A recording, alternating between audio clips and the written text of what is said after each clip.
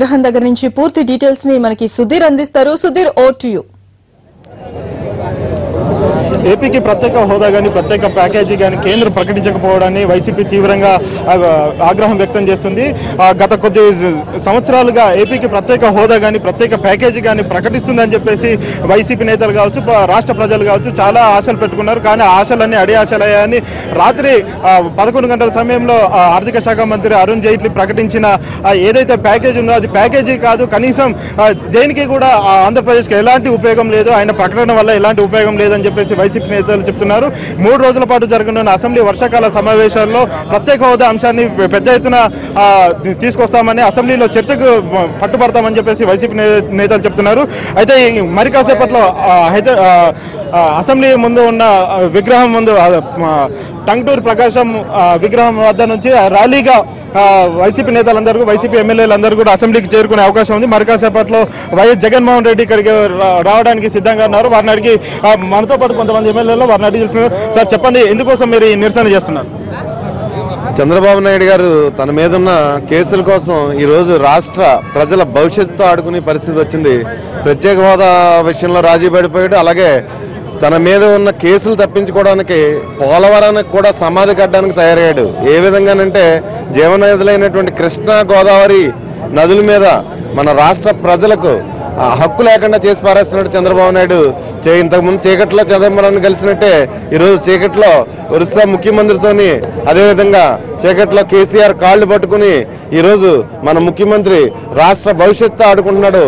ప్రత్యేక హోదా విషయంలో కానీ లేకపోతే పోలవరం విషయంలో కానీ. అసెంబ్లీలో ఏ అంశాన్ని మీరు ఎక్కువ హైలైట్ చేయాలనుకుంటున్నారు? ఈరోజు ఆంధ్ర రాష్ట్ర ప్రజల సెంటిమెంట్ ప్రత్యేక హోదా. ప్రత్యేక హోదా పైనే ఎక్కువ కాన్సన్ట్రేట్ చేస్తాం. అదేవిధంగా కరువు. ఈరోజు రాష్ట్ర కేబినెట్ 6 సార్లు కేబినెట్ సమావేశం, సుమారు 6 సార్లు, కానీ ఒక్కసారి కూడా వీళ్ళ కరువుపై చర్చించిన దాఖలాలు కనపడలేదు.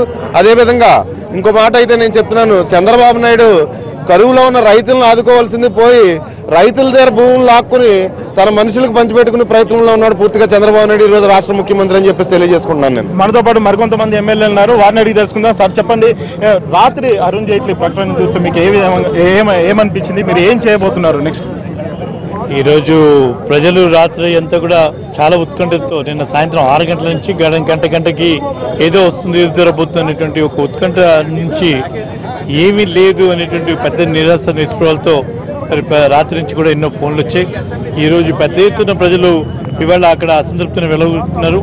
వాళ్ళ ఆలోచనలకి ప్రతిబింబించే విధంగానే మా నాయకుడి జగన్మోహన్ రెడ్డి గారి ఆధ్వర్యంలో ఈరోజు అసెంబ్లీని కూడా స్తంభింపజేస్తాం. తప్పకుండా ఈ నల్ల చొక్కాల ప్రదర్శన ప్రభుత్వం కళ్ళు తెరిచే విధంగా ఉంటుందనేటువంటి విషయాన్ని కూడా ఖచ్చితంగా తెలియజేస్తా ఉన్నాం. సార్, మీరు ఎందుకోసం నల్ల బట్టలు వేసుకున్నారు? ఎందుకోసం ఈ ర్యాలీ చేస్తున్నారు? అసెంబ్లీలో ఏ అంశాలను లేవనెత్తుతున్నారు?